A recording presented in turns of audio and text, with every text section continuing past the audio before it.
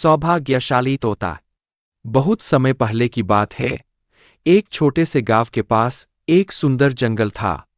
उस जंगल में तरह तरह के पक्षी और जानवर रहते थे। उन्हीं पक्षियों में एक अनोखा तोता भी रहता था, जिसका नाम चिरकू था। चिरकू को लोग सौभाग्यशाली तोता के नाम से जानते थे, क्योंकि जहां भी वह जाता, वहां कोई न कोई चमत्कार हो जाता या किसी की किस्मत बदल जाती।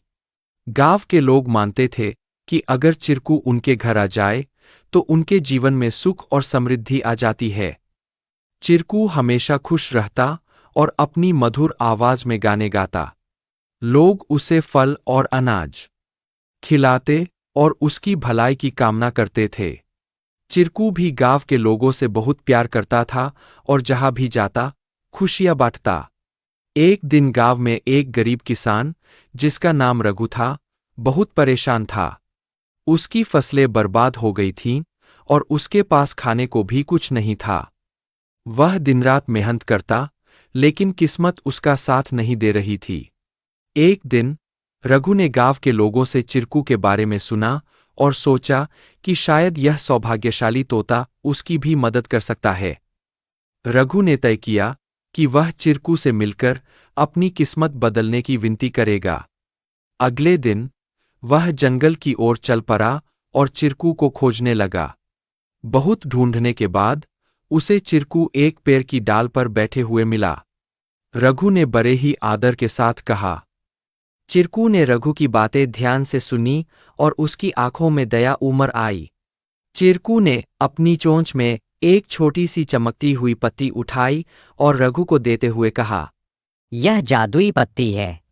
इसे अपनी जेब में रख लो और जब तुम अपने खेत में काम करने जाओ तो यह पत्ती तुम्हारी किस्मत बदल देगी।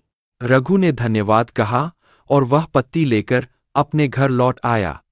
अगले दिन वह अपने खेत में काम करने के लिए गया।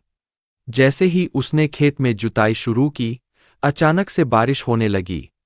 उसकी सूखी जमीन हरी भरी हो गई और थोड़े ही समय में उसकी फसलें लहलहा उठीं। रघु की मेहनत सफल हुई और उसकी किस्मत सच में बदल गई।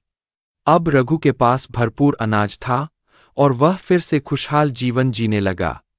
उसने गांव के लोगों को चिरकू की बुद्धिमानी और उसके द्वारा दी गई जादुई पत्ती के बारे में बताया। सभी लोग चिरकू की प्रशंसा करने लगे और उसे और भी अधिक प्यार देने लगे। लेकिन चिरकू ने रघु को एक बात कही थी। याद रखना, यह पत्ती सिर्फ तुम्हारी मेहनत का साथ देगी। अगर तुम मेहनत करना छोड़ दोगे तो यह भी अपना जादू खो देगी। रघु ने चिरकू की बात समझ ली और कड़ी मेहनत जारी रखी। धीरे धीरे उसकी स्थिति पहले से बहुत बेहतर हो गई। वह गांव के सबसे सफल किसानों में से एक बन गया, लेकिन उसने कभी यह नहीं भूला कि उसकी सफलता में चिरकू और उसकी मेहनत का कितना बड़ा हाथ था। कहानी से सीख। इस कहानी से हमें यह सीख मिलती है कि किस्मत भी उन्हीं का साथ देती है जो खुद मेहनत करते हैं। सौभाग्य और अवसर तभी काम आते हैं जब हम अपने प्रयासों से उन्हें सही दिशा देते हैं। Please like, share and subscribe